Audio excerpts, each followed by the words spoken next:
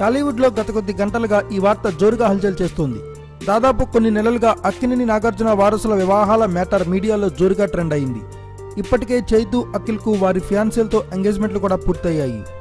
పెళ్లి డేట్లు కూడా కన్ఫర్మ్ అయినట్లు అనుకున్నారు. వీరిద్దరూ ఓ ఇంటివారు అవడమే లేట్ అనుకుంటున్న టైంలో ఇప్పుడు పెద్ద బాంబు లాంటి వార్త పేలింది.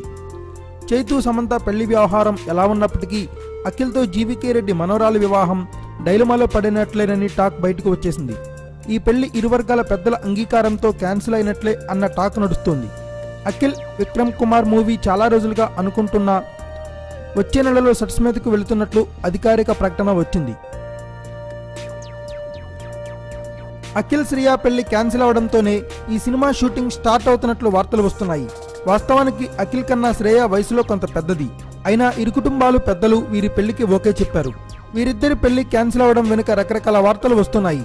అఖిల్ ఇంకా కెరీర్లో నిలదొక్కుకోలేదు, 25 ఏళ్లు కూడా రాకుండానే పెళ్ళేంటి అని ఇప్పుడు ఆలోచన చేస్తున్నారట. మరో టాక్ ఏంటంటే అఖిల్, శ్రియా మధ్య ఏర్పడిన భేదాభిప్రాయాలే ఇందుకు కారణం అంటున్నారు. వీరి పెళ్లి రోమ్లో జరగాల్సి ఉంది. వీరు రోమ్ వెళ్లేందుకు అంతా సిద్ధమైంది. ఈ టైంలో ఈ వార్తలు రావడం షాకింగ్గా మారాయి.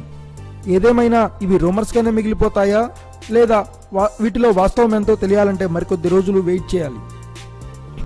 Thanks for watching. Please subscribe our channel.